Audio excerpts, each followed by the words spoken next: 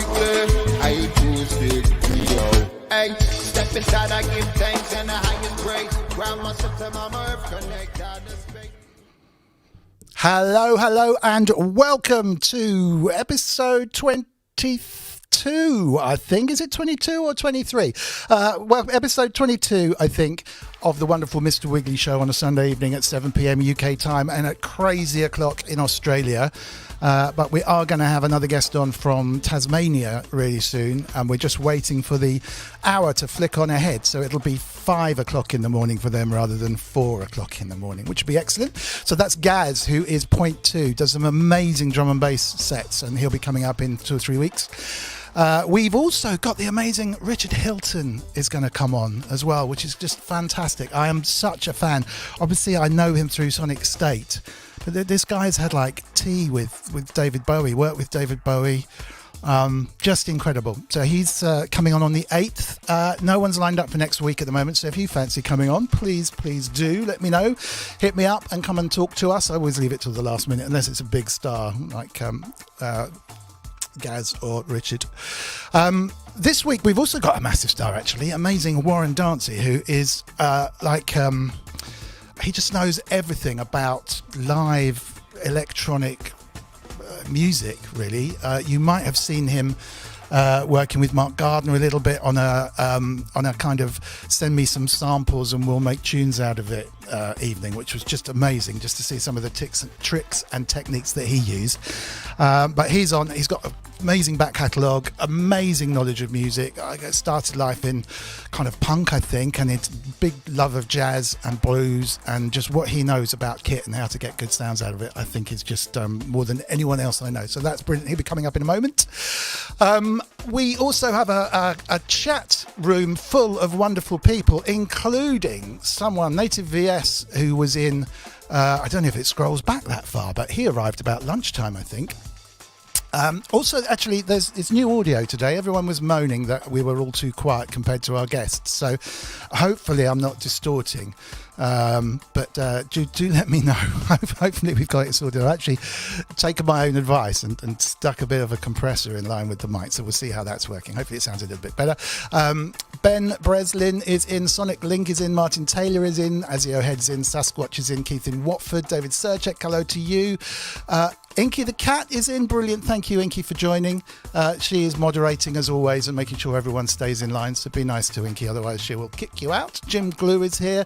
Bob Van Hoover. There's a bunch of people who've already scrolled off the top of my chat listing, which I've never seen before this quickly into the stream. So really, honestly, thank you so much for watching and for joining and for supporting the stream. We made YouTube partners this week, which is incredible, really. So 22 shows in, and they've made us YouTube partners, which means I think we make like 10 cents or something every time we do a live stream, which is, it's not for the money, clearly, but obviously it means that we're doing something right, and that's thanks to you guys. So thank you very, very much indeed for that.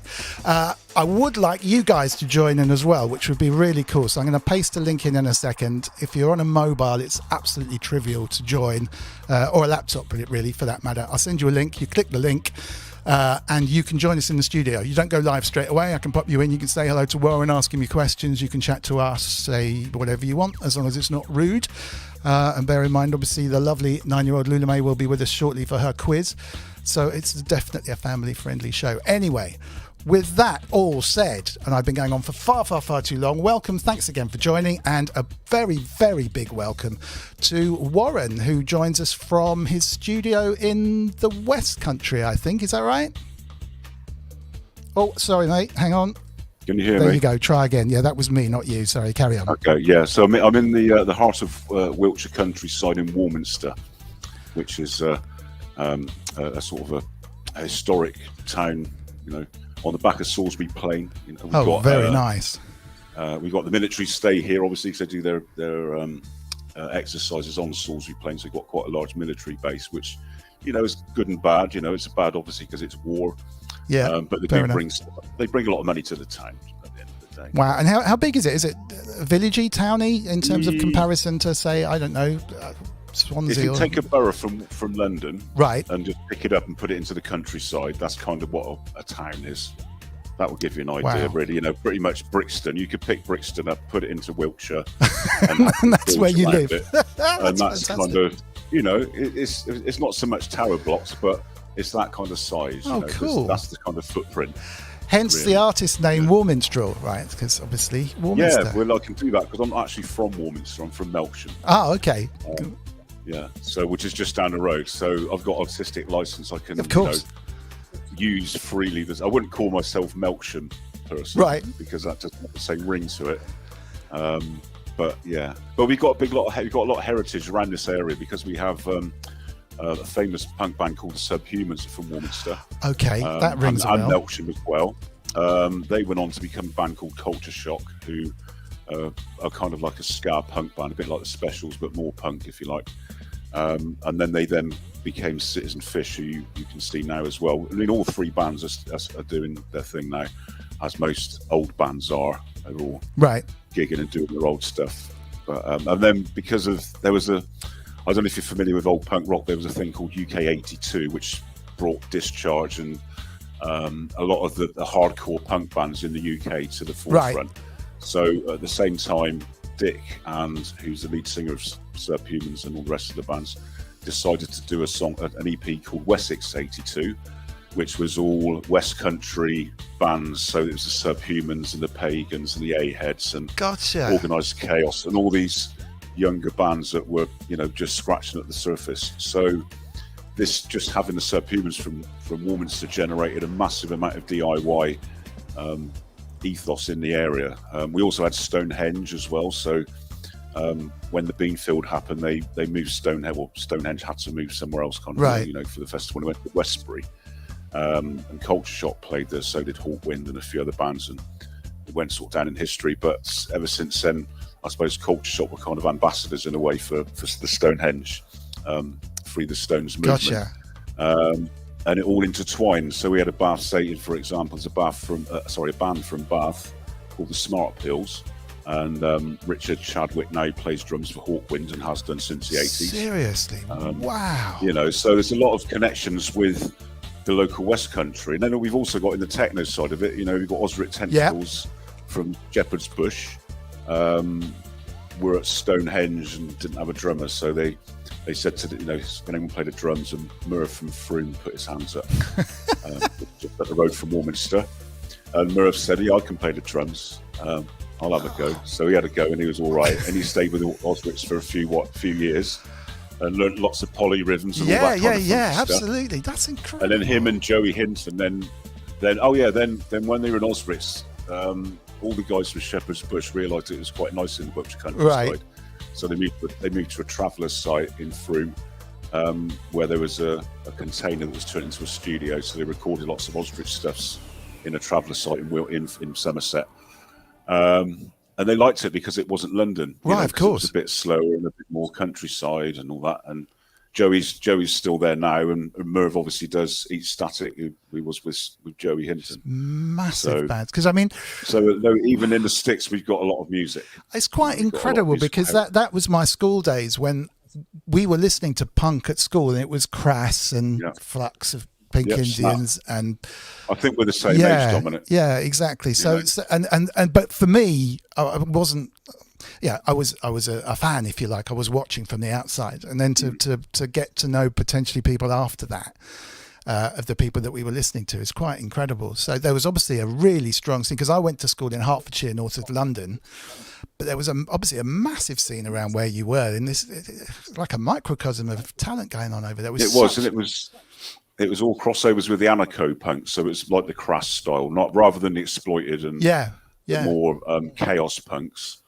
The nihilists, anarchist punks were more creative and more peaceful and did things that were positive, and you get lots of vegetarians and lots of crossovers with the hippie sort of scene as well. Which is absolutely. cool, wow, just incredible. And from then, sort of 30 years later, we end up surrounded by piles of amazing, kind of wonderful electronic kit, and you're doing the rave scenes and that kind of stuff. And what I was going to say was we'll do a slightly different format today because there's so much that we can talk about. If it's okay by you, I was going to chat about the history for half an hour and then do the quiz, and then come back after the quiz and do a breakdown on some of the gear that you've got and the way it works, if that's okay.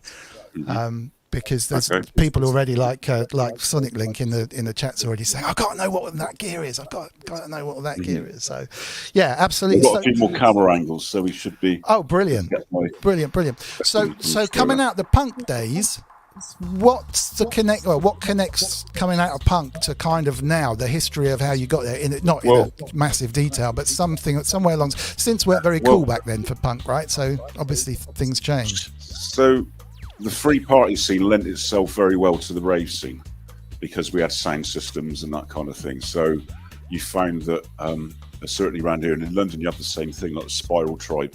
They started off as in a sort of a traveller community type vibe, and a lot of the free party scene moved into free, because of doing festivals and that sort of thing. Naturally, fell into the techno rave scene quite sort of comfortably. And I think round here, I mean, I often thought when I was raving, I noticed that people had you have people that have star signs and they're a Virgo, but they've got a rising sign that might be Capricorn. Right. Well, you find that in raving, you have people that are ravers, they like techno, but then when they were teenagers, they liked Depeche Mode, or they liked punk, or they liked, I don't know, ska music or something like that. And that would almost determine the direction they went with techno, especially if they made their own techno. But even with sets, there was a chap from Froome.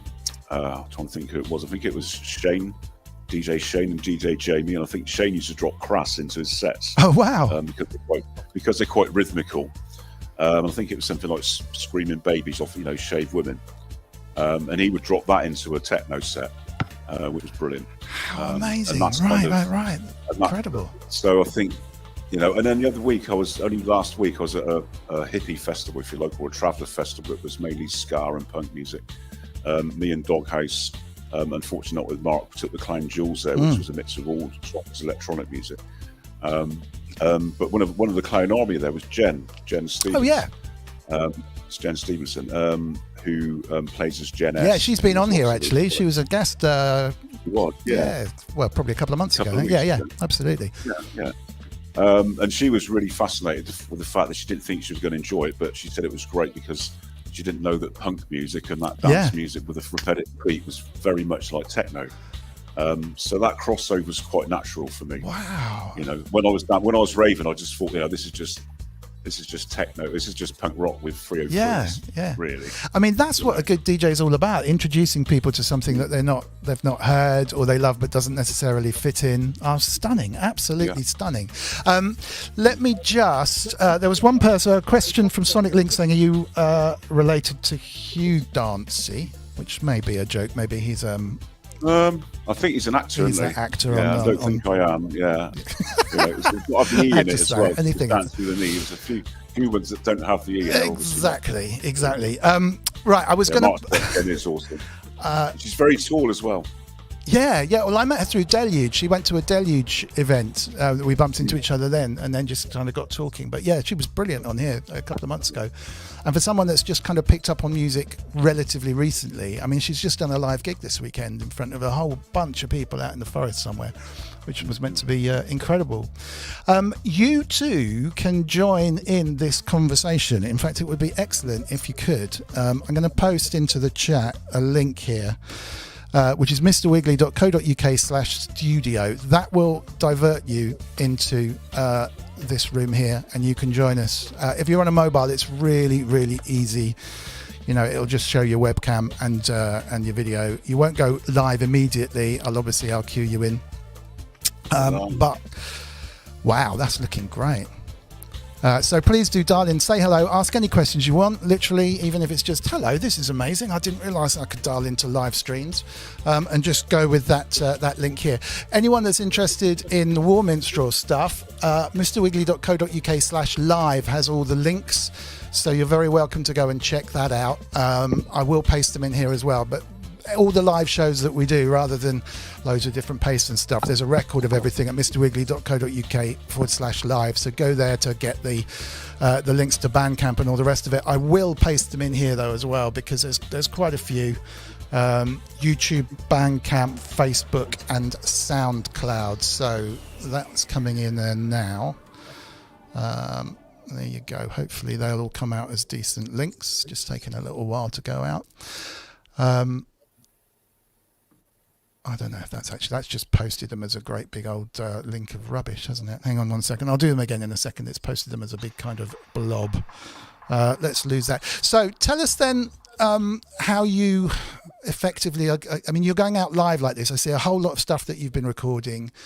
Obviously, you're going out and doing live shows like this. I saw a YouTube video, or maybe something on the URL, where you were kind of calling up old sets that you had from a few years ago, and they were still working and stuff. I mean, it's just quite an incredibly broad set of gear and stuff. If you can give us a rundown of how it works, that would be incredible, really. Okay, so years ago I was using Reason, and I didn't get on with Reason because I couldn't use VST. So I wanted something with VSTs, and I used Orion, which then that not become something like garage, I don't know. Anyway, and I carried on. In the end, I found Ableton, which I thought was really good. You could warp stuff. You could use MIDI in the end after version 4, I think.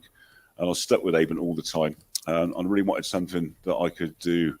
I took on the board the thing it said live. So I really wanted to play live. So if you have a look at the overhead shot a moment, you can see that what I've basically got there is the controller setup, which is a launch pad, okay, 2 LPD8s and a nano control. Oh, nice. A piece of wood, right, with Velcro pads underneath, okay.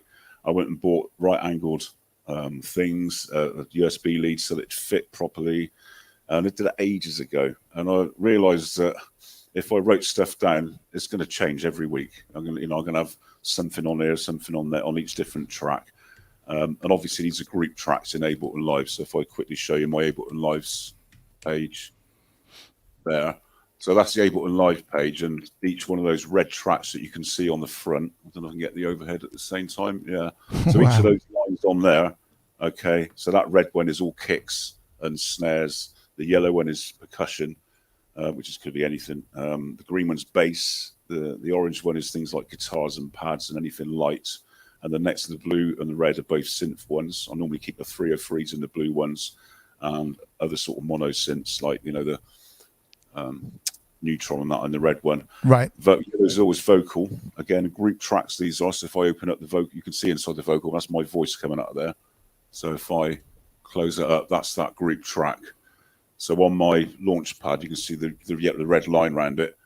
That tells me that in those groups are all things like that. And in drums at the moment, if you move to drums, I've got this drum rack, and in the drum rack in the first cell, I've got this VST, which I always use. I always use drums from Ableton because I use a drum roll thing, which we'll see in a minute. But anyway, so this VST is called Kick 2, and it's a really good sculpting VST for making kicks exactly how you want. Oh, yeah, absolutely. It's mint, it really is. So I've got a little MIDI clip here, and in the first cell, you got Kick 2. I think you can hear that. Yeah, absolutely. Okay. It's not crazy. Like, can you hear that loud enough for you? Yeah, that's fine. Okay. So that's in that group.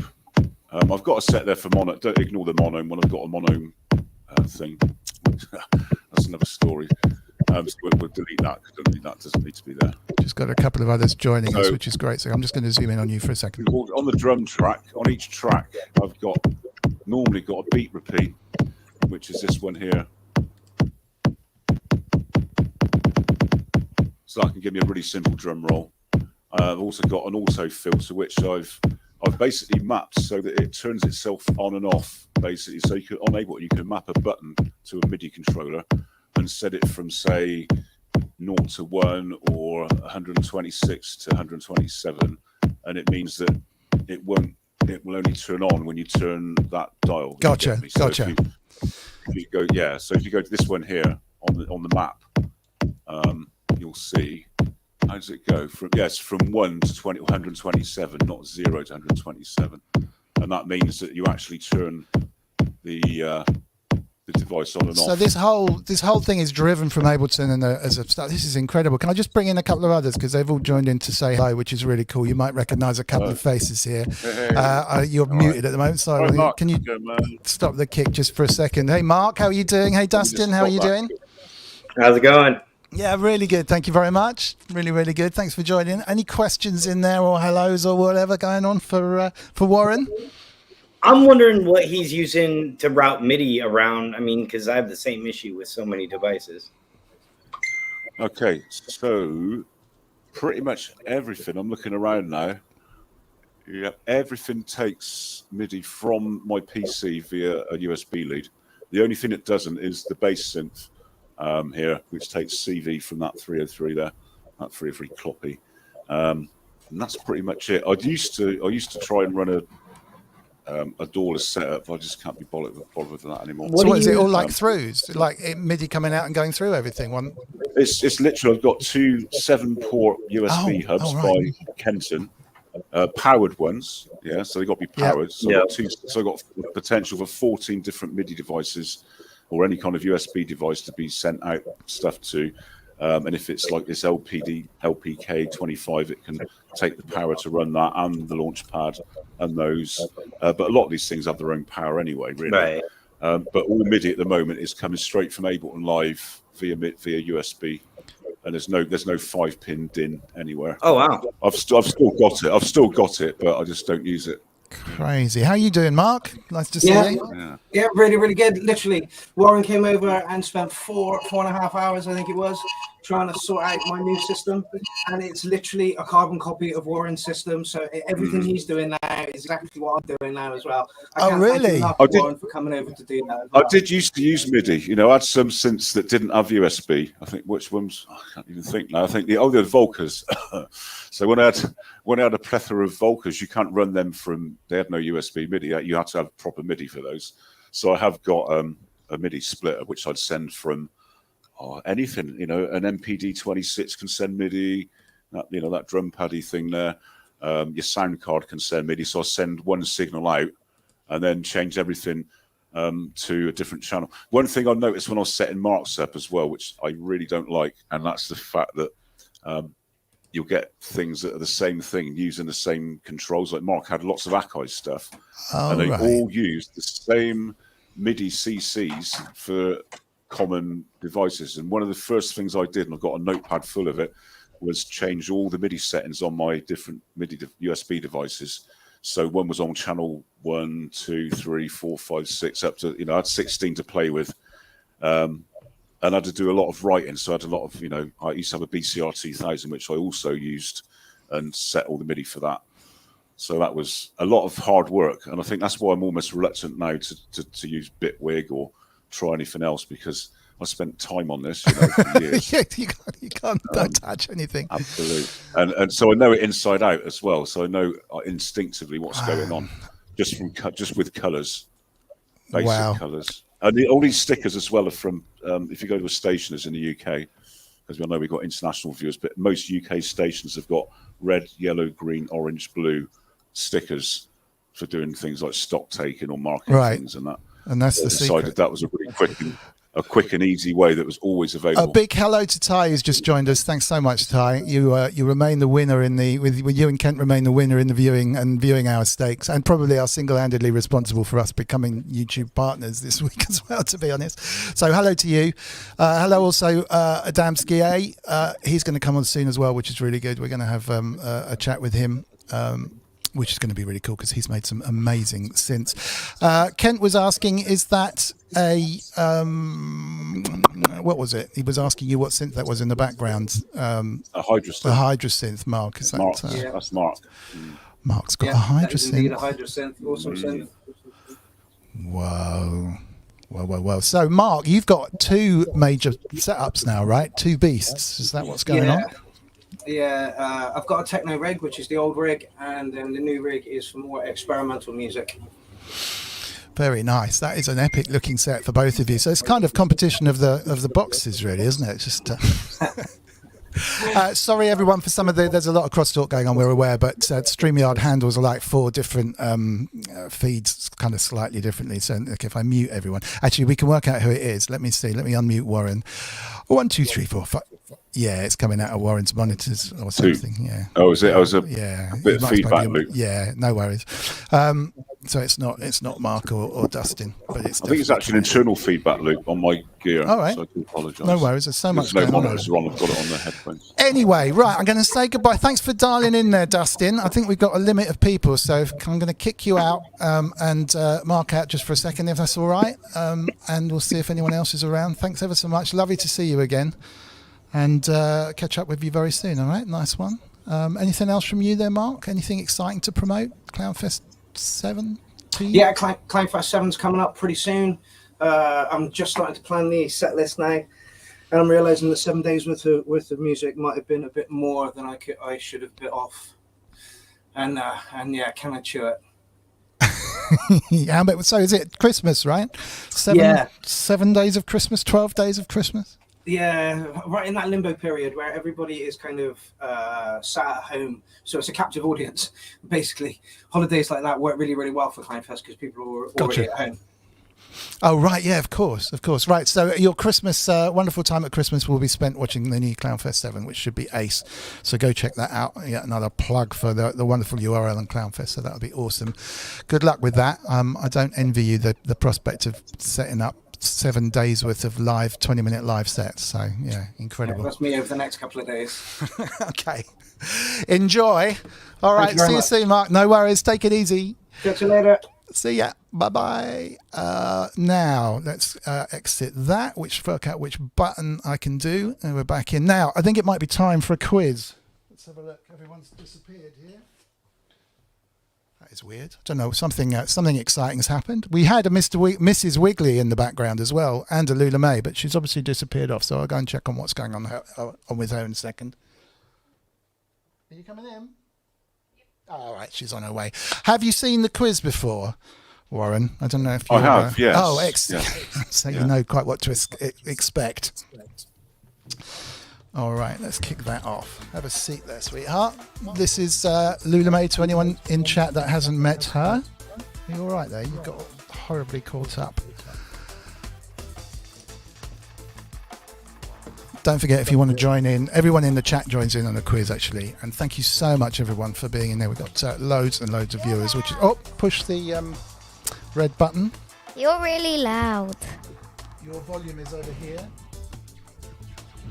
Try that. 1, 2, 3. Yeah. Yeah, is that better? Okay. Can everyone hear Loullamae all right this time? Because we were all saying she was a bit quiet last time. All right. I'm going to fade myself in and out because I've got a feedback loop. Okay, so no worries. I really appreciate that. No, that's fine. It wasn't too bad. It's just a couple of people were saying that it was a bit of echo going on. All right. So as the wonderful Inky says, it's live chat, not top chat. So if you're watching on YouTube, you can choose to view the chat as live or top, and top gets rid of half the answers. Also, this isn't serious because sometimes you'll be in your chat with the right answer above someone else, but it won't arrive in the studio until after someone else. There's different delays going on all over the place. So please don't take this too seriously and get upset if you think you were first and it comes out that you were second. We have, do we have a Mrs. Wiggly in the background? Oh, yeah, there she is. Hold on, we can zoom in on Mrs. Wiggly there. I can probably... There you go. Mrs. Wiggly standing by in the background. Hey, watching us. So let's try and get me back in focus again. That'll do. That's close enough. So Mrs. Wiggly is in charge of all things scoring and points-wise, because I get completely messed up with all of that. Inky's moderating, so be nice to everyone. Loullamae has all the questions ready. Everyone's saying hi, Mrs. Wiggly, so that's lovely. Hopefully you can hear that. And it's time. Loullamae, are you ready? You need one of these. It's time for the very, very important time of the day. Are you ready?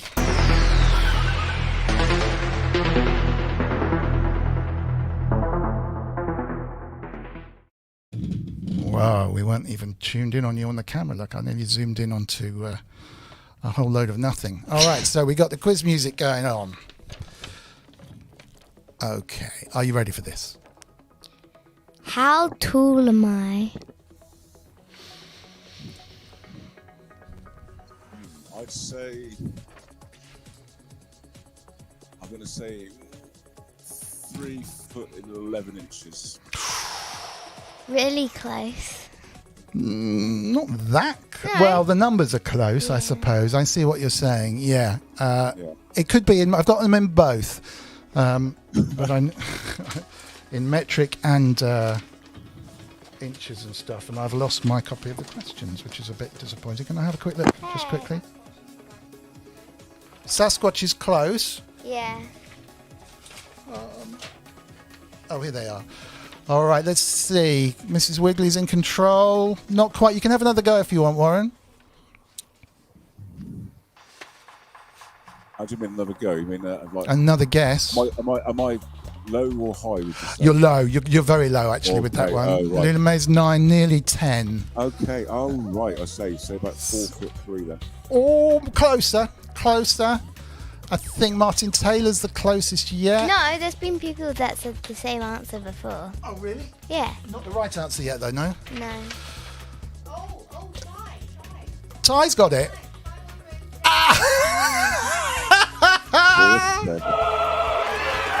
Well done, Ty. Oh, man. It had to be Ty. It's a good job Ty isn't super competitive.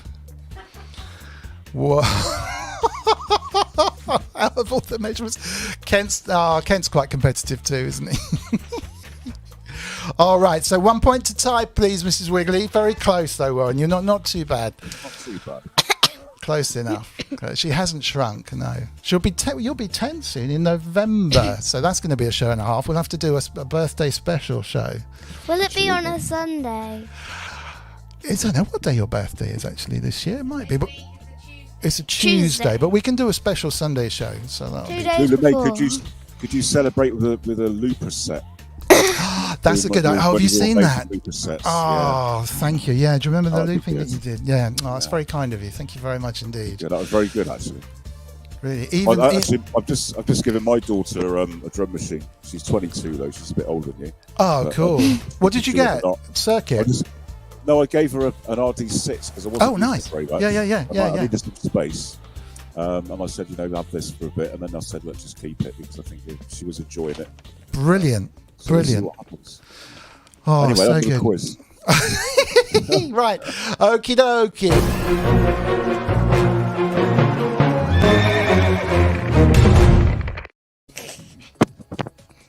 Who is the best superhero? Right. Ooh, who is I've the got a very best particular opinion on superhero? this because if Batman, right, had all of his bat gear taken away from him, and Superman had all of his superpowers taken away from him, Superman would just be a normal human being, but Batman would still be a ninja. So Batman is therefore kind of the most, because every other superhero has to have a superpower which is fake. Yeah. Batman can't really forget how to be a ninja. He would still be a ninja. I like the logic. Even if he was in his underpants, and that was it. I do like the logic. Yeah. Unfortunately, Someone got it. Someone's got it. Oh my goodness. Will Joseph. Where is he? There, you Have went I got it? Will past. Joseph. Well done.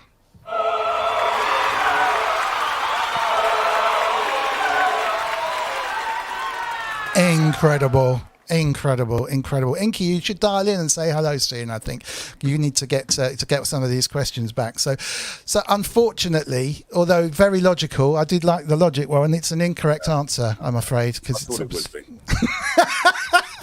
Catwoman's obviously. yeah, close though. Really close. That's great. Right. Okay. Let's. Are you ready with the next one? Yes. Okie dokie. Here we go.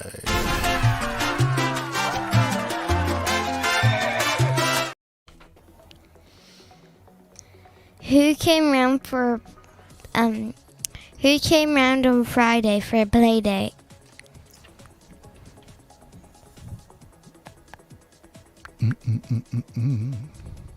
Okay, I'm getting I'm getting an R for some reason. I'm getting No. I'll send you a non-R there. I meant A. Keeping I said Watford A. said Oh, tie. because I'm from Wiltshire. Oh, so it's yes. Anna. Anna. No, not quite. Annie. That's funny enough, mate. Doug Malone's just said Annie as well. Freddy Krueger. Okay. Ty Unwin again. Catwoman. Anything, Mrs. Wiggly? Have they anything whizzed past yet? Nothing yet. Okay. It doesn't begin with an A. Tarquin and Tallulah. That's. Who's that? I don't know. It'd be funny, quite funny names if it was like a brother and sister, Tarquin and Tallulah. Let's bang that on for a second. Don't forget that anyone can pop in and say hello by hitting this link. No one yet? Actually, I suppose it is. It isn't a common name, is it? Bath sponge. Lily. Lily's almost a rhyme. Give you a clue. Okay. Okay, go on then. It rhymes with busy. Lily a bit busy. Not Lizzie. Not quite. Lose the L. Yeah, Kizzy. No, lose the K. No, losing everything. Oh, look! Someone got it! Oh, Is he it? got it. Ben Resin. Is he? Yeah, just in after Ben. Isabel.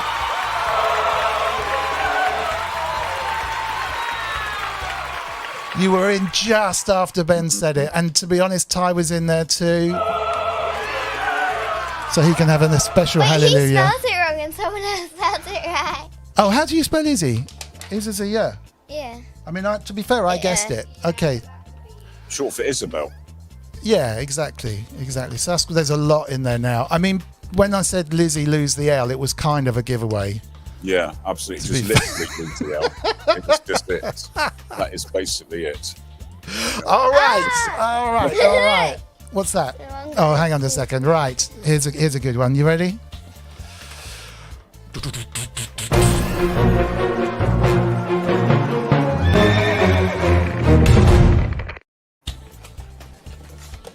Hold on to this.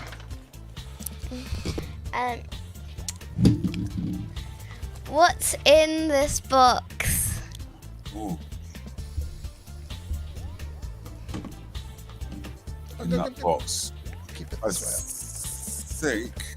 Oh, it doesn't want to be spilt over, so it prefers to be up one way. So that's a giveaway. It refers to something, a later question. Yeah, it's not necessarily a spilling thing. Oh, I see. There are two things in this box. Okay. So there's 2 points at stake. Okay. All right. Okay. Oh, okay. Is it a knife and a fork? Nope. It's two things in the box.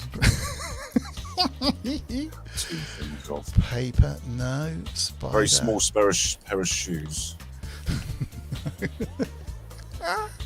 Cake, Ty, or I have to say Ty was incorrect on this one. I hope it is cake. Would be lovely, wouldn't it? I should have thought of that. Yeah. To be fair. No, all I can think of is cake. Well, technically Keith in Watford is correct, but he can't have that. That's cheating. Oh, it's a bit open. I can see it into there a little bit. Oh, no. I got some sellotape here. I was meant to kind of sellotape it up. That's what's in there. Sellotape. 2 rolls of sellotape. No. Another cardboard box. It rattles. 2 cardboard boxes. 2 octopuses. A soft toy? No. Lego? No. That would have been a great idea. I have a feeling no one's going to get this, but I kind of thought maybe Ty would pop up and say, oh, I know what that is. Yeah. Soap, bubble wrap, tapes? No. Tools? Should we show them? Okay. All right, I don't think anyone's going to get this.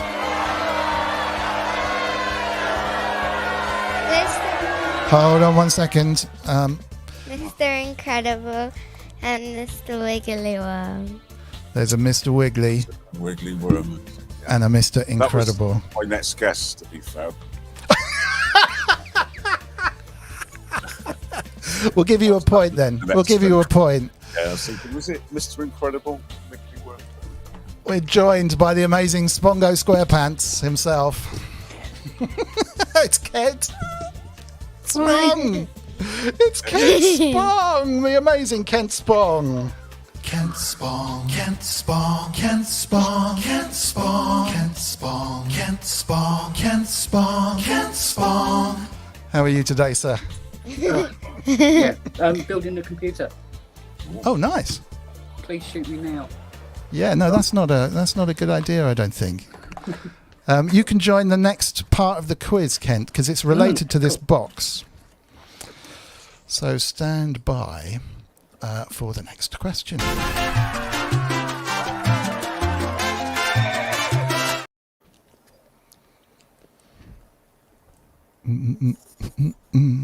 What's underneath the box? That's why we couldn't turn it over. Oh, your knees.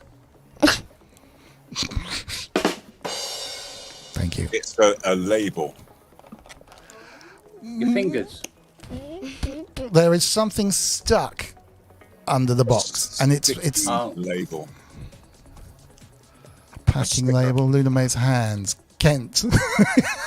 It's not stuck under the box. Should we give him a clue? Because it is hard. It's just. It's a picture of something. That's a nice idea, Peach. I like that. That's my daughter's name, actually. Peach. Oh, it's fabulous. It's something like a picture of 1971 Buick Riviera. No.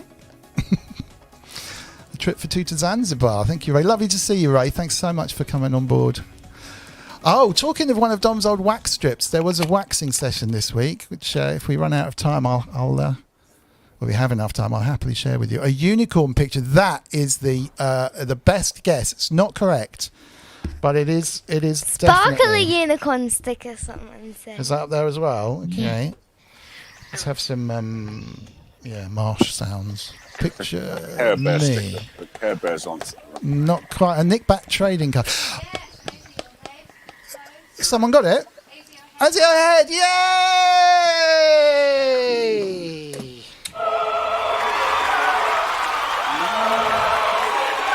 Let me zoom into you.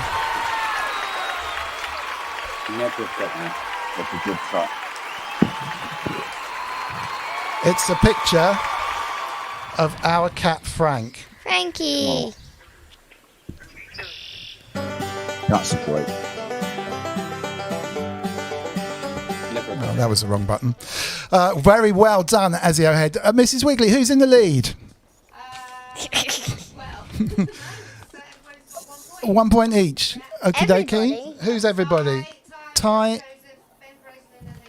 Azio Head, Ben Breslin, and Azio Head, and somebody Joseph. Did you say? No. Will Joseph, that's the one. Okay, so it's a big tie for the lead here. We got any more questions? Tap song. Ah, right, tap song. Okay. Loullamae is going to tap a song rhythm, and you've got to guess guess what the song is, basically. Adamski, your daughter Faith says hello to Loullamae. Thank you so much indeed. A big, big, big hello to Faith. Thank you very much. Hopefully you'll come on the show with your father and be able to do the quiz as well. Right. Eyes down. I will stick this new banner up, name the song for this rhythm, zoom in on Loullamae, and we're off.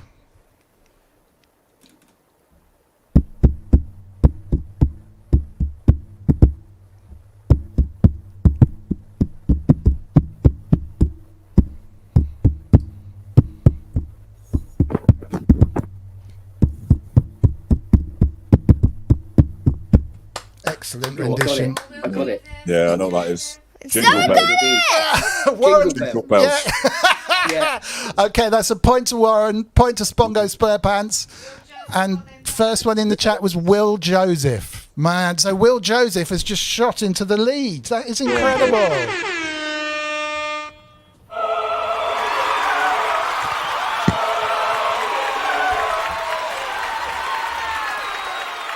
All right, so we got one more. 2 more. No, the last one is an extra, which we can keep off for now. So, one more. Well done indeed. So we get a point into Warren, so that's great. So I think everyone's always got at least one, haven't they? Not sure anyone's ended up with a 0 there, so you saved the blank. Okay, so there is one last question to go, and it'd be really interesting to see if anyone gets this one.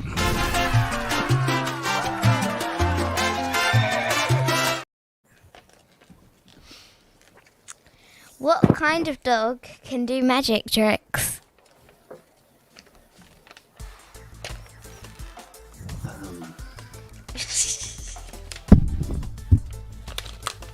Let's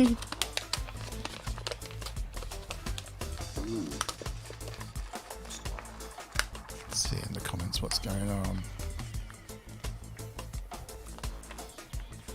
No, stumped.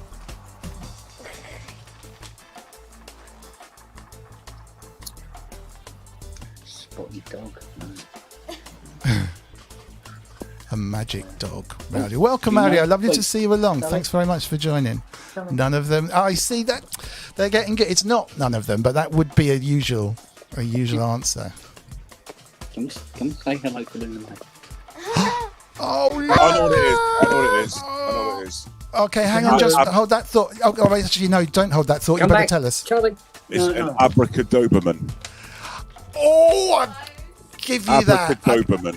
Oh, I If it's think not, you it should deserve be. a point. You deserve a point. It's actually time's got it. as well. Abracadabrador. A labracadabrador. Oh, so close. You get a point for that, Warren. You absolutely get a point for that. Right, now let's get back to Spongo. We missed the dog. Is he gone? Oh, we missed him. No, He I've got came another up. one. Oh, Yeah. on cue. Come say hello. Come here. Come here. Come and say hello. Oh, look at that. Right, so a big round of applause for Warren and for Ty. Anyone else there? Who did? Cynthia. Oh, Cynthia Sound was in before Ty. Yeah, Cynthia Sound. Well done. There we go. There we go. Say hello. Look at that gorgeous papa. How amazing. How gorgeous boy. Talking of dogs, I have a really, really clever dog here. Hold on a second. Hang around just for a second, Ludi. Here we go. This smart boy here. One sec. Let me add this to the stream. Check this guy out. He's kind of...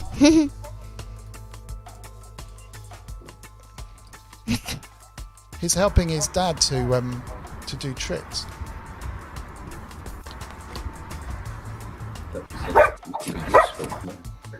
Isn't that amazing? You could do that. Do you reckon? Brilliant. I need to lose this banner at the bottom. Let me just show you that again because it was like, there you go. That was really good.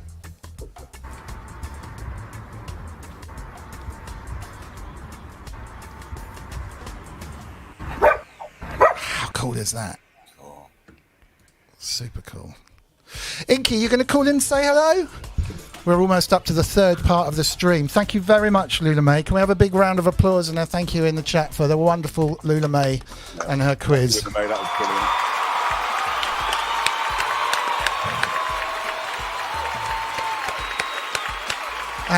And thank you too to Mrs. Wiggly, who was probably going to wave in the background. Hold on one second. Hang on, you won't see you yet. There she is in the background. Whoops, wrong zoom. There she is. Okay. Give us a second. It's time for bed for Loullamae. So thank you very much indeed, Loullamae. I will wish you good night and we'll see you next Sunday. So thanks very much for that. Take those. Flip your microphone switch over there and we're good to go. Thanks for all the love in the chat. All right, so Inky, Soz. Oh, Inky's in PJs, so that's perfectly understandable. Thanks, gorgeous. Question back for Warren then, please. So we're going to do the last kind of little bit of the show back onto the more geeky bits of music and stuff. So please do stick around if you'd like to. Kent, you're very, very welcome. And anyone else who wants to dial in, just go to mrwiggly.com, mrwiggly.co.uk/studio. Bye, girls. Thank you. How did you find dance music, Warren? We kind of touched on it as you were, crossed over a little bit, but yeah, let's bring it back down. When I was about 20, I moved to London. I got fed up with Melksham and the local area. I moved to London, lived in Swiss Cottage for about 3 weeks, and then after that lived in South Wimbledon down sort of Whirlpool Roadway. And started going around. So this would have been about sort of 1980, 88, 89, something like that, maybe.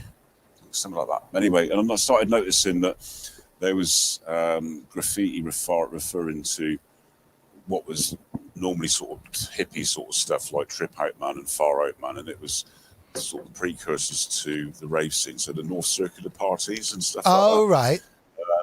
And my friends, this girl I knew from Balham, used to take me to these North Circular parties. We used to go to lots of different sort of events, and only looking back now, I realised that was kind of like the early sound system sort of days.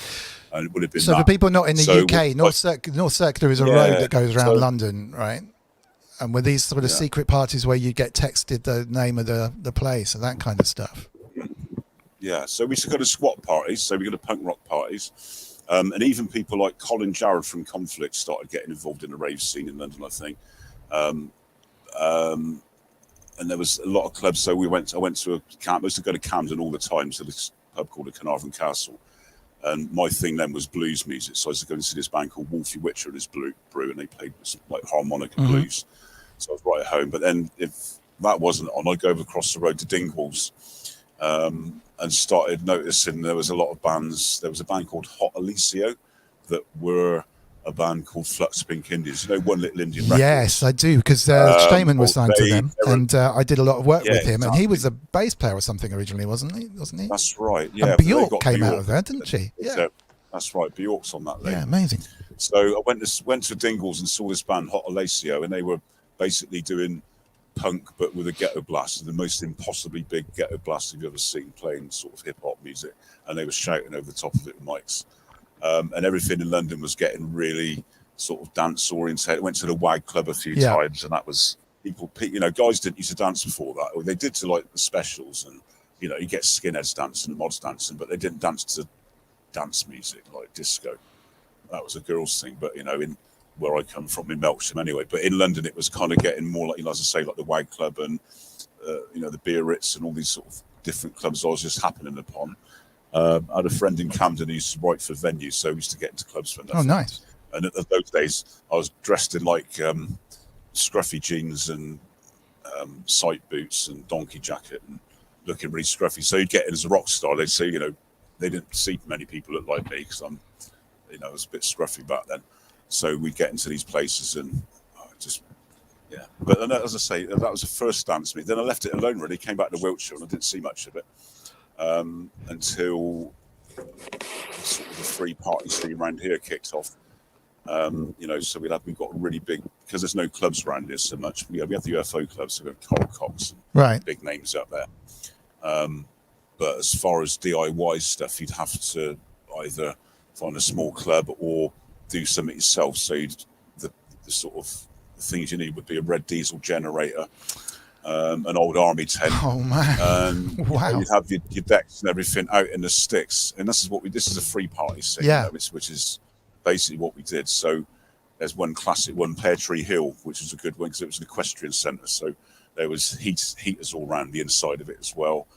No neighbours, that was a big thing. So you'd have to find somewhere where the police wouldn't get called because no one could hear it. Right. Wow. You know, and just throw these parties in the middle of nowhere. So we go to King Alfred's Tower, for instance, and just leave no trace as well. So the next day, the people could come and walk their dogs and take their children there, and there wouldn't be any rubbish anywhere because we get bin liners and clear up afterwards. It's almost coming back round again, actually, with the lockdown stuff, isn't it? So that got you into the music, I guess, and so that the next step from that was you started making it, right? Yeah, well, I had a friend, a guy called John Bainbridge, who had a thing called Volatile Headspace, and his thing was he had an ST with an M1 and a bass station module, a couple of drum machines. He was making stuff like that, and was doing stuff with Beamish and Escape from Samosara, all that kind of stuff, that kind of crew. So I got influenced by that and thought, yeah, I'd love to do that, but there's no way I could afford 25 grand's worth of synths. So it wasn't until I think I got an Amiga 500 in about 1991, which had which was an 8-track sequencer. So that got me really sort of in, going past playing a guitar in. But yeah, because that's what I missed out. I used to play guitar in punk bands and play guitar, blues guitar, and that sort of thing. As you probably see the guitars yeah, absolutely. So being in punk bands during the Subhumans sort of time, it's our little minor band we had. I've always been into music, and when I was to go raving, I'd sort of hear a song and take it apart in my head and think I could make that. It's just a load of samples thrown together. I can remember asking my friend actually when at this Ovation base station, I could just have a go on the filter doing that filter yeah. we do on the music. When I first did that, I was like, oh yeah, that's what I want. I want some of that. But it wasn't for years later, I suppose, until Reason came out that I was able to take it a lot further. And then, as I say, moved on to Ableton and developed sort of the system I've got now, which is a bit of a hybrid of both. So I'll do two things. I've got my synthesizers obviously going into this mixer here, which has got a bonus of having direct outputs. So it means I can send a signal in and have a permanent wire coming out from there into my my sound card, which has got how many channels? Man, it's like a massive 16. Desk going. And yeah, I mean, if you could give us a rundown of some of the synths that are around there, for the guys in the chat, because they're kind of gagging. So going from, I can't really, maybe that other one. I've just lost my overhead mic. It's down behind something now. So oh wow, yeah. But this one here, you can see them all. There we go. So on here, right and left, you've got the fabulous S-Cut bass synth, which just gives a real low end. It's a low oscillator. It goes down to sort of like ridiculous subs. That's from S-Cat, Aaron Courts. Now he was one of the early guests came on here a few months back. So if you want to check that, it's probably episode number 4, 5, 6, something like that. And yeah, he's obviously he makes that stuff, which is pretty cool. So that's that one. This one here is on loan from Mark Gardner. It's the Uno. I've not really delved into that too much. Go along here. We got the TD3, obviously by Behringer. That's got the CV going out. He's in the chat. Space Cat Audio Technologies. Hello there, Aaron. Yeah, hello, Aaron. Brilliant. So yeah. So that comes out into the bass synth and sends a repetitive line with whatever that's playing. This obviously is the TD. So the TB03 by Roland, which is that's got more higher end. I mean, the TD3 is okay, but it hasn't got that scream that you get from the TB03, so I'm keeping that. Another one on loan at the top here, we've got the Micro Freak. I've not really delved into that too much. Below that, well, that's on loan from Mark again. Below that, also on loan from Mark, is the K2, because he runs out of space. I think he likes seeing things getting used. At the moment, I've got my guitar going into that. And using it as a kind of a guitar synth, if you like. And below that is the Neutron by Behringer again, which is actually mine. There was a challenge recently on the URL on the Clown Army sort of chat, to make a track with one synth, and that was kind of one of the first things I did with that when I got it, because it's my first proper synth. So I made a sine wave kick drum and a white noise hats. And they're amazing, those Neutrons. They're absolutely brilliant. It was a nice creative process to do something that people have you take for granted having a kick drum, but people would have made their own kicks out of a synth just like that. Below that, the Model D, also by Behringer, which is also on loan from Mark. And that's quite nice. I've not really delved in that getting too much, but it's got that good Moog sort of sound. Massively different. I was a bit worried about getting these three synths because I know that Behringer both have got their own 3340 VCO chip.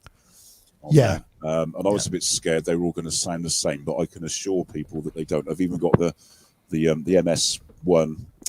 It did have the MS101, but I had to send that back, and it sent me back a poor example. But anyway, they all sound very different. So even though they're using the same VCO chip, the 3340. I know that Aaron uses the real ones on his, and these are copies by the company that Behringer owns. I can't think what they're called now. But anyway, so these cloned VCOs all sound very, very different in these. I was just going to say, because Kent's the expert on that. in terms of the chips and stuff. Any thoughts on the remakes of the? I've often wondered about that actually. The remakes of the chips, whether you notice a massive difference as dropping replacements and stuff. Kent, interesting. Not massive, no. That's brilliant. That's brilliant. Pretty It was. part. Oh, that's awesome to know. It was Eric Lewing, who's a friend of mine, who did the One Synth Challenge actually, and it's getting so many entrants. It's such a good idea, that thing. I keep meaning to sort my life out and put one in. To be honest, I was going to try it with the 2600, because you can make everything from it. But it's what our ancestors did, isn't it? You know? Yeah, I've watched Vince Clarke when I was doing sessions back in the day. I watched Vince Clarke with his original 2600 make the whole track. Literally, you know, and he had it in his head, so he'd put the kick drum down, and then he'd make the bass line, and the hi-hat, and the snare, all out of this thing. And that's when I fell in love with the 2600. So, yeah, just amazing to watch, you know, just incredible. But yeah, that's how it works, right? Just a very, very good thing. Anyway, sorry, I'm interrupting. Do carry on. Yeah, so that's that. The 101 there, and again, just a sort of on the rundown on the MIDI gear as well. So I've got two Akai LPD8s. Now they're used for a very specific job. I'll just change the camera over to the next one there. So they're used for quite. Oh shit! Oh, you all right? Yeah, I've just lost my camera. Oh, that's better. You can see it easier. That's a better angle now. It's kind of moving on its own. Okay, sort of. So when we go back, let's go back to this kick. Hopefully it's not doubling up for you, is it? No, it's nice and chunky and pretty loud. Good. Right, okay, so I'll just bring it down a little bit. So what I've got on here, we'll move to my screenshot. So I've lost, that's the overhead cameras now behind somewhere. Worries. So on here, on track 1, we've got, as well as a filter, the auto filter and the EQ and all that stuff, and the beat repeat, which is the filter just filters it off like that. We've also got something called stutter edit. Okay, and you get on there presets by some famous people like BT. Okay. But anyway, so his signature ones. But what I did was I made. Just stop that a moment. I made my own stutters, or used stutters that he made and melded them to my own sort of device, so that they can do sort of typical rolls, and they're all fired from the. Let's see if I can get to the other shot. So they're all activated by this LPD8. You can just about see me using it there. So when I press that, I've got 2 tracks enabled, and I'll just get rid of that at the moment. Right at the end here, called LPD8A and B. Okay.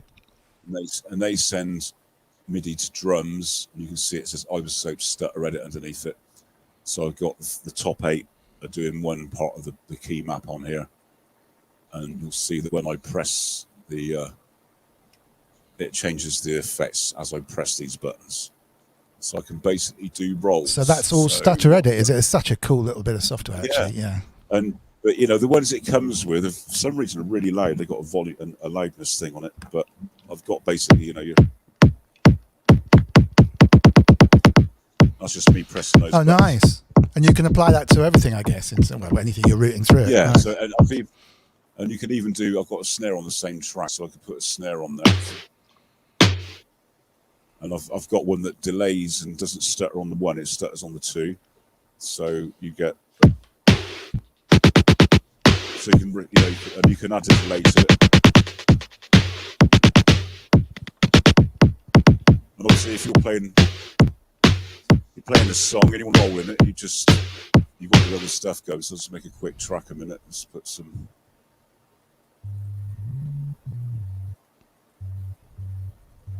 I should use the 303. Don't even know if this is going to come out.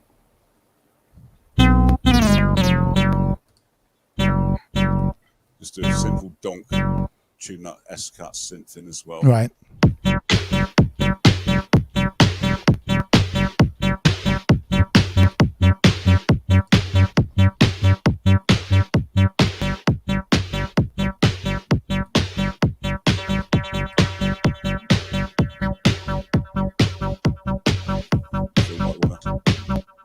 This is where your roll comes in. So you do take your filter off and just move my screen up so you can see where it is.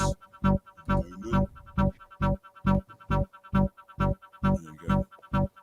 Get me out of the chat. Sorry.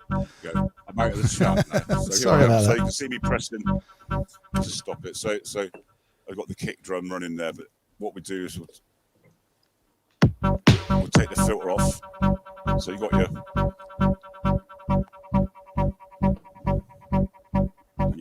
kick drum on there, which is playing at the moment. It's just the filters off. Oh, nice. Hit your roll, and then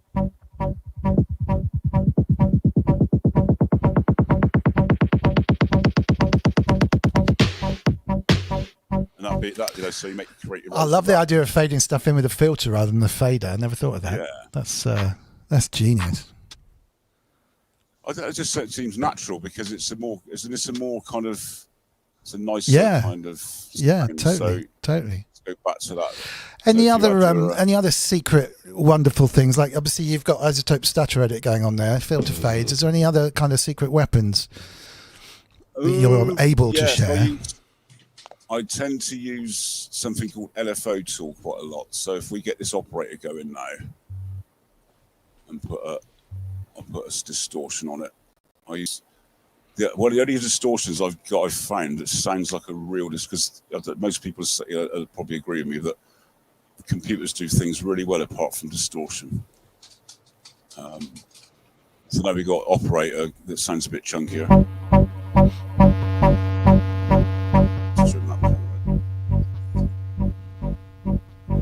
So you just got a constant drone, right? There. But you could put a side chain on there, obviously. So you put your compressor on, link it up to a kick drum. That's great. But sometimes you can't be bothered with that, and sometimes you've got to make a ghost side chain or a silent side chain kick. So I'll often have a kick drum right at the end, which is just a blind kick. It doesn't go anywhere. The audio doesn't do anything. All it does is a trigger for the side chain, which works all the time. So that your bass still goes whoop, whoop, whoop when the kick drum's not hit. Right, gotcha. Or you can use one of these, which is the LFO tool by Expo Systems. That's funny. That popped up when I was talking about Clownfest. I did a little extra stream, and this is the same people that make Serum. And it's just basically a volume envelope. So you got it off, and you got. Hang on, is that the wrong one? I got the wrong one. Put it on the bass guitar. Cheers, Robar. Thanks for coming by. So now you've got an offbeat bass now. And hit your kick drum on.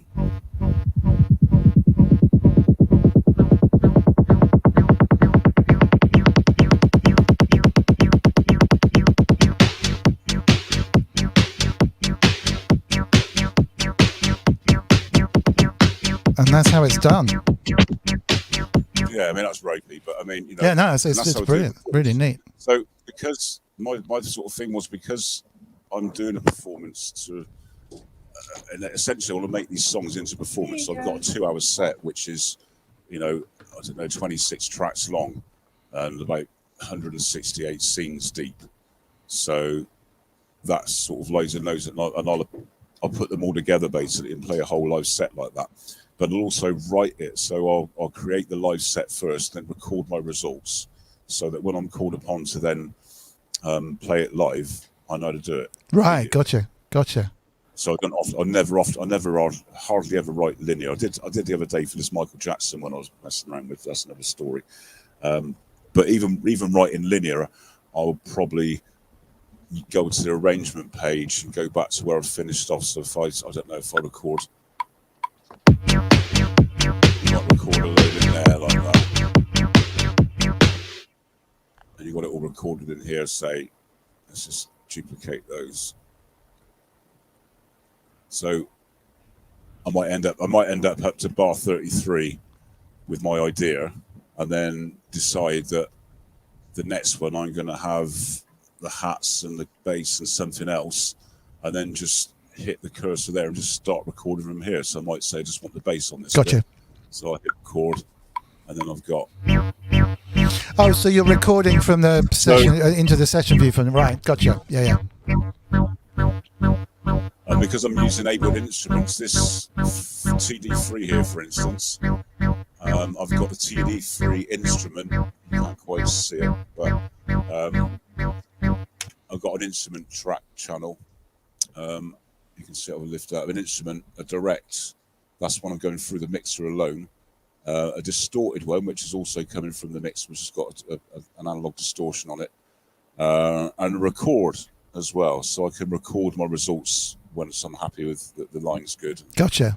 And everything's sort of, and it's a mixture of these live synths. So every channel's ready to go. So I've got an NMS 101 instrument, a direct one going out the mixer. Different delays. So if you notice on the direct one, I've got a 15 milliseconds track delay minus. Yeah. But on going out to the desk to make the desk in time with my I was going to ask you about that. In the real world, I've got a 74 millisecond plus. Right. I was going to ask about that because when I've tried to ahead. synchronize, whether it be Ableton or Logic or Bitwig to say some modular kit or anything, there is always latency and always delays, and it drives me mad. But you've managed to get it so it's just locked and consistent, so everything's kind of driven by the same amount. So it doesn't move around. So basically, the way I do it, and I just thought, Andy's going to do this. It's an obvious way of doing it. I thought you do a 1, 2, 3, 4, 4 to the floor, whatever, a beat or a bass line, and record the result in your DAW. And see whether it matches up, and if it doesn't matches up, pull it backwards or forwards until it does. And once your transients are right on the one, then you know you're there. Yeah, and absolutely. I've always found mine wobbles around a bit, I think, but maybe it's just me getting kind of knocked when I'm doing it. It will fluctuate. I don't know why, but it kind of fluctuates. But as long as you don't change the settings on the audio interface, as long as your buffer stays the same. Yeah. But your buffer can change on stress. So for instance, when I'm doing a live set, I don't have any inward processing going on at all. On my laptop over there, you can't quite see it's out of shot.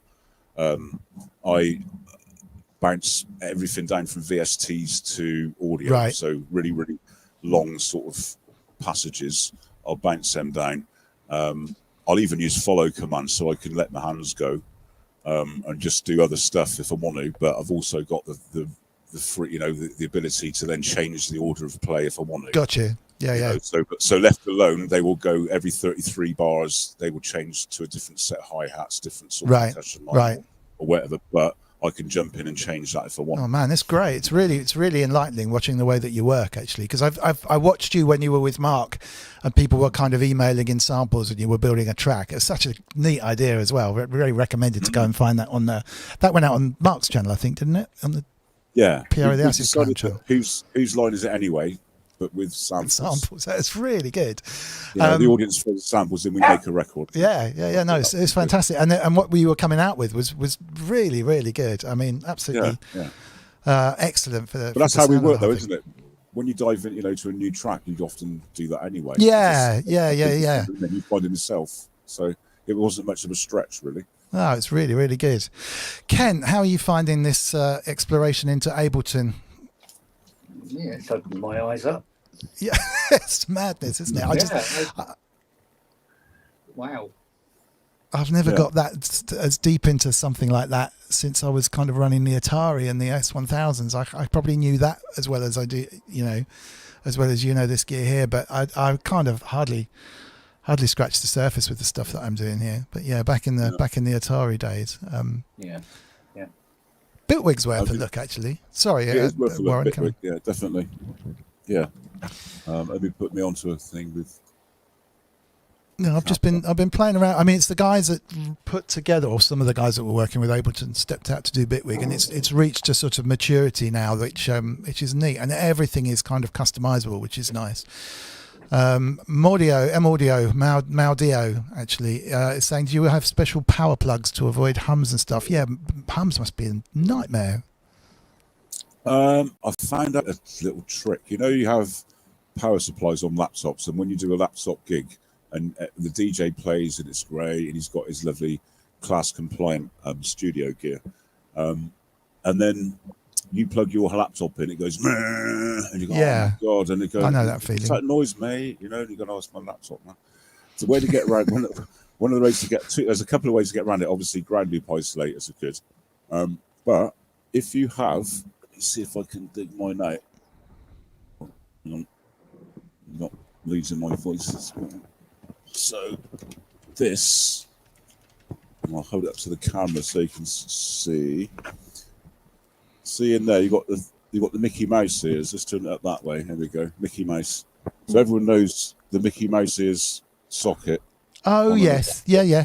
What I mean, it's got a name. I can't think of it now, but there you go. It's like a choke or something, isn't it? This. Yeah. Well, it's it's 3 pins. So you got an earth and a positive and a ground. Right. On the other one, sorry, you mean the socket itself? Yes, I always called it a kettle lead type thing, but yeah, it's kind of a kettle lead, but it's the form that looks like Mickey Mouse. Gotcha. All right, I'm with you now. Yeah, absolutely. Okay. Now you might get the kettle lead version, which is like a little house. Yeah. The house and the mouse. Yeah, house and a mouse. But there's the other one. There's the other one that looks like two things. Looks like binoculars. You know, you've got the two side by side ones. Yeah, Ken, what's the words for these? You must know this. I've got names. Do you know what? They've got names. I just use pseudonyms myself. I got kettle lead. Yeah. Funny enough, I use the Mickey Mouse thing as well. Yep. And figure of eight. Figure of eight, yeah. Figure of eight, yeah. So you got that one. So the problem with the figure of eight one is the grounding is done inside the actual adapter. Yeah. Right. With the one that's the Mickey Mouse is, the grounding is done with the plug. And for some weird reason, if you allow the plug to sort the grounding issues out and not the adapter, you get less hum. You don't get no hum, don't get me wrong. And you do really need to use the balanced TRS cables. I mean, that's another thing as well. If your sound card's got balanced TRS cables, you use an adapter on your laptop, which has got the earthing going on in the plug, i.e. it's got 3 sockets going into the adapter, and maybe even use a ground loop isolator between your setup. You shouldn't need to with TRS, with balanced TRS cables, really, but it does help. It won't get rid of all of it, but it does help a lot. Gotcha. Oh, that makes sense. I mean, kettle lead's an IEC 13. So there you go. I never knew. I've always said kettle lead, but I had took ages here with all the kit in the studio here with trying to get rid of the odd hums and bangs and DI boxes and all that stuff, and finally get there, and then a new bit of kit arrives. Yeah. New bit of kit arrives, and it's like. I find the T-Rex knock all of that out. T-Rex or a dinosaur? No, T-Rex. Oh, T-Rex. Let me have a look. What's a T-Rex? See if we can get it. Yeah, I use a noise gate on a lot of the stuff that's coming into those puppies. See, when he said T-Rex, me and Dominic both thought of the software, didn't we? Yeah. Yeah. What is that? What is that then? What am I looking at there, Ken? What does it do? Basically, an 8-way power conditioner. Oh. Well, the problem with it is though, it does mean that all of the mains cables that you use, you have to put on a special, I suppose you would call it a male version of the kettle. So you don't have any. There's no 3-pin plugs knocking around. If you see what I mean. Mm-hmm. And then you they look hideously expensive. That was £100 each, I think they were. Oh, all right. No, that's not so bad. Brilliant.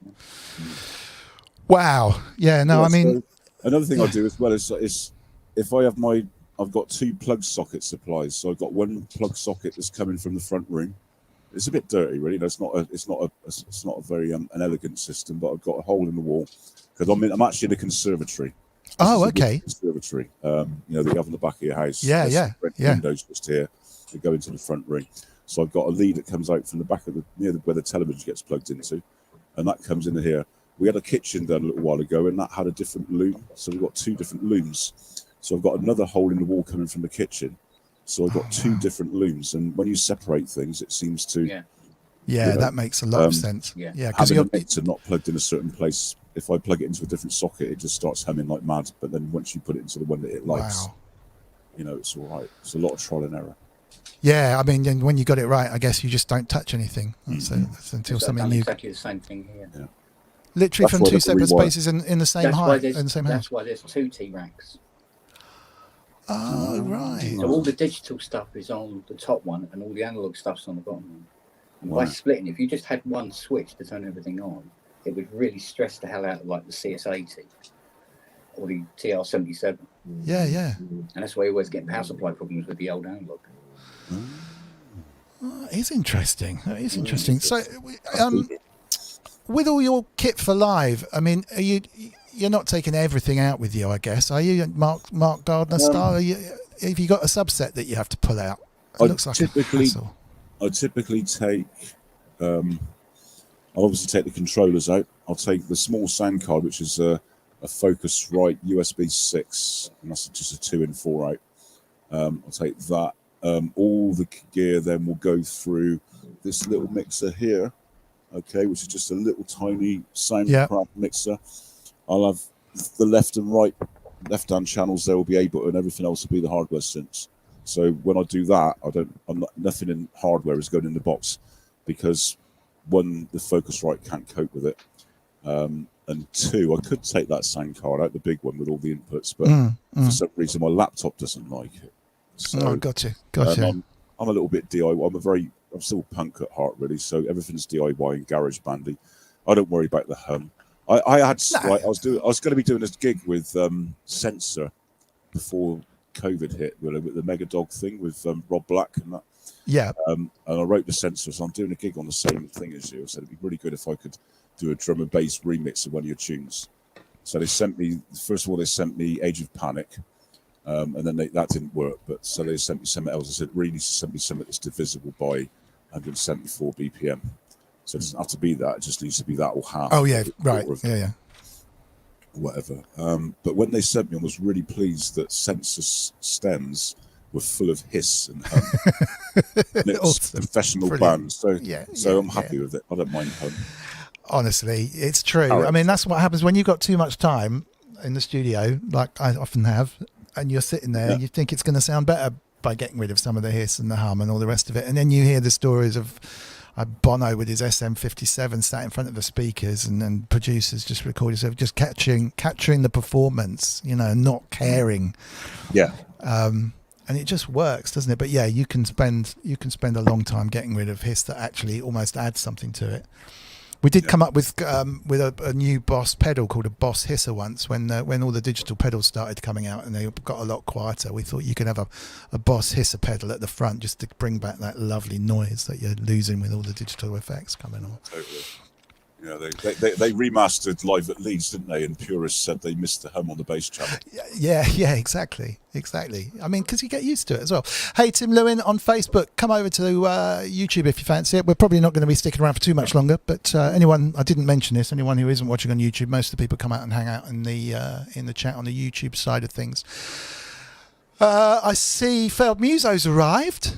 He's probably going, what's that Kent doing on this again? I mean, he dialed in. I couldn't keep him away. He actually dialed in himself there, I'm afraid. But I beat him today at Panorama Mountain. Oh, which is... What was it? I was going to... right. I was going to say, there was a post on Facebook earlier about getting a synthy, music-y, Gran Turismo style group together on... Yeah. What day is it? Mondays or something? What day do you play him? So if anyone's interested in that... Normally, but yeah. Yeah, I mean, if anyone's interested in that, go and look up the Pro Synth Network on Facebook, and you should be on there anyway, to be honest, and watching the... they also do an amazing show, which Kent is also a big part of, on Friday nights. But I quite fancy that. I'm useless as well at PlayStation, but at least I can fail and kind of have a laugh. Oh, big birthday shout out to Ramsey. I don't know if he's watching. Yeah, absolutely. That's a very good point, Adam. Thanks very much for that, Ramsey. I did wish you a happy birthday on Facebook earlier, but if you're watching, thank you. You're probably not, because it's like 4 a.m, I think. Probably about 5 a.m. now, but hopefully you'll watch this on replay. So yeah, very happy birthday. I think it's a big one. I think you might be 50. I could be wrong, but that's a big birthday there. Right. Any more questions from the chat? Bang them in quick. A huge thank you to Warren. Thank you, honestly. I mean, no problem. We could fill about 10 episodes. Well, we could if I could click the right button here. With you talking about that stuff. I mean, I highly recommend checking out the nights that you did with Mark on putting putting those tracks together. Like I said, if you look at mrwiggly.co.uk/live, all of the links to Warren's Bandcamps and YouTubes and Twitters and stuff are on there. I'll post them underneath this video as well after the show. So anyone catch up or coming to this later, you'll be able to to grab them and go and see them. Any releases coming up? Yeah, I want to talk about I've got none of my own releases coming out, but we've got an album me, Mark and Jason Mark Walsh, aka Doghouse, been working on as the Clown Jewels. We've got a 11 track album that's complete now, called Annus Horribilis, and we've got the artwork for that. We've got the masters back, and it's just really a matter of working out which track order we're going to do it now, really. That'd be so ace. that could be coming really out soon, and it's a mix of everything. So we've got just everything. There's break song, there's reggae, there's techno, there's breakbeat, there's even some ragtech on there. Fantastic. I mean, this is Clown Jewels on Facebook. Is that probably the best place to find it? Yeah, Clown Jewels on Facebook. We're also on Bandcamp, which is where you can buy all our even releases. better. We've got an EP that we released a year or so ago, called the Ribcage EP, which is a 4-track EP. Oh, I love that tune. Yeah, absolutely. You know, so we decided to be sort of not. People say you're like Prodigy, but we're not, because Prodigy played Big Beat, and we don't just play Big Beat. We do any kind of electronic music. Any kind of music, be it electronic or whatever. We'll attack it and. Awesome. Doghouse go mad on it. Yeah, I mean, Doghouse's vocals and stuff are incredible. He's a incredible artist in himself. So highly recommended. Yeah, check out Clown Jewels. Just Google them. There is only one Clown Jewels, Yes. but also I'll put that underneath this video as well, so you can find it. So that's coming out when? Soon, and we haven't got a date for it yet. But as I say, it's pretty much established. We just had to wait for Jason to get back from Bolter Festival, where he lost his phone. He is still around though, is he? He left it on the way to. He left it on the train, I think. But anyway, so but yeah, just dotting the T's and crossing the I's and all that. But the masters sound fantastic. Big up to Jimmy Scavenger for doing the mastering. Perfect. Very talented man, and he's done a really good job of being. And he also came back with some needed changes on certain things. So. Most of the tracks in fact went through really well, but on a couple of them, which is where the way I do my set was not failing, but we had to work around it. So I had to break it down and then send stems of the individual drum tracks within a group. Oh wow, okay. Which was a bit different because I do normally post-process them and drum bust them together. Right. So he had his work cut out a little bit. Wow, gosh. Yeah, well, I kind of had mine as well, so I had to dissect my track and then reverse engineer it, give him what he needed to then. Right, so oh my gosh. Yeah. I mean, my monitoring situation is not ideal. I've got MS-20 Behringers and KRKs, and the KRKs lie at the bass, and the MS-20s lie at the top end. So as long as you know them, I guess. But I know what. Yeah, between the devil and the deep blue sea, really. I've got to know him more with Jim's most recent sort of input, really, and I've rolled off my treble on the MS-20s. Because they're lying to me basically, and I'm just not putting enough top end or crispness into my hats and right. High end. I mean, that's a whole subject in itself. I mean, it's crazy. I mean, just anyone who's it's not obvious to people, but if you're listening on monitors that are too toppy, then you're not going to put enough top on your own. Yeah, you're not going to put enough top on your mixes because you're going to think, oh, that's too brittle, too bright. So flat, boring monitors is the way to go. But then it's also influenced so much by the room. I mean, honestly, so you can spend. I've got sound condition. I've got 100mm Rockwell slabs in sort of strategic positions. So I've got a corner trap in the back there. I don't know if I can get to the other camera angles. Does it not get incredibly hot in there in the summer if you're in a glass? Mm-hmm. I'm quite cold in the winter as well, so it's not ideal. Incredible, absolutely incredible. And Ink is saying it right. You really are the man if you want a proper dance set and you know that kit inside out. Just amazing. Love to have you back on again if you want to come back when the tracks are out for Clown Jewels. We'll talk about how they were made or something. It'd be really good. It's just not enough time with a quiz and everything to fit in the whole thing. But thank you so much. My pleasure. We've had more in the chat than most weekends, which has been brilliant as well. Lots of people sticking around. So yeah, thank you very much indeed. I think we'll call it a day. It's 8:30. It's the longest one yet, and we've survived. It's all been super good. Thank you very much indeed for taking the time. Honestly, it's just incredible. Thanks for having me. I really No, appreciate it. absolutely, and please do make sure you check out the Bandcamps and all the rest of it. If you're watching now, just pop on over to mrwiggly.co.uk/live. Go and stream some stuff or buy some stuff. If you're not, then just look underneath this video and go and subscribe and all the rest of it. Oh, Synthetics. Sorry. You find me all over Spotify if you want to get Warminstrel. There's a lot of old back catalogue of drum and bass going back to 2002. And stuff. Oh, fantastic. All right, yeah, I'll get that up there as well. I'll get that up there as well. And thank you, Kent, for popping up and joining the quiz. I was only going to pop in and say hi. You're very welcome to be there. Watching myself watching the show. It's Gogglebox. The lower half of the screen is now Gogglebox.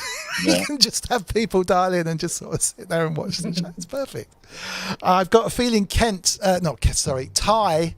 got 2 right, didn't he? He got at least 1.5. I think he was second on 1, so he's come in and blitzed the quiz again. There's something weird about that. Something weird. Mystical. Yeah, very, very strange. Anyway, thank you so much. If you like the stream, if you've enjoyed the show, pop off and have a look at my Incinerator plugin if you haven't bought it already. It's only 20 quid and it will make all your synths sound better, but pretty much everyone in the chat has already bought it, so that kind of goes without saying. So thank you for that. New plugin soon, which is going to be ace, so I'll start talking about that in a week or two. And I think that's it. So yeah, anything else to add? No, just thanks very much for the opportunity to come along and talk absolute pleasure. I might be doing a few tutorials because I know people are interested. So now I know this kind of format works okay. I might just set up to do a few more sort of in-depth things and go through it a bit slowly. Let us know. We get the word out because I'd love to watch that, and I'm sure there's loads of people watching this that would love to too. That would be amazing. I'd love to see that SCAT bass machine does as well, and all that kind of stuff, and the little tricks that you've got for making Ableton more live, if you see what I mean, on top of the isotope stuff. I think you can make mistakes, but that's nice. Sometimes I'll do a drop and when at the end of it I'll miss the kick drum. And then I have to pretend that I meant to do it and do something else. That's brilliant. No, I mean, I'd love to be able to, because I use Logic mainly, and I do use Ableton, but I don't know it well enough to do anything beyond what I do with Logic. And so I'd love to make stuff more live when I'm like record an hour's worth of stuff and then cut out the best bits, like all of that kind of thing, which I'm missing out completely. So yeah, I'd love to see that. Really, really cool. All right, guys, thanks ever so much indeed. We'll see you same time next week on a Sunday. Not sure who's going to be on. Hit me up if you want to come on, and we will see you all then. So thanks to Warren, thanks to Kent for popping up, thanks for Dustin for popping up as well, thanks to Mark for popping in saying hello. Make sure next week, if you want to, you got your phone set up, you can come and join the chat, and we will see you then. Take care, everybody. Bye for now. See you later. Bye-bye.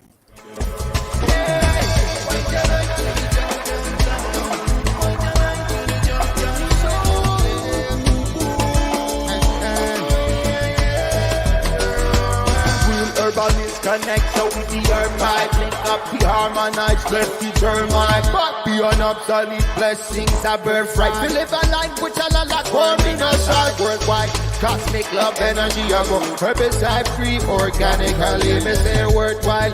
Watch the way one of you turn points in terms of definitions and some termites. Yes, I check the eye. One side is defined by one side the other. I.e. I am an ideas man. I assign too much of the qualities of my child.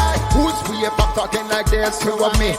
One is a construct, one is a creativity. The supreme one, all encompassing information in and of itself, most definitely. Another life infinitely, most life infinitely. Beyond the scripture, niceness can be. Blessed be, I tune you.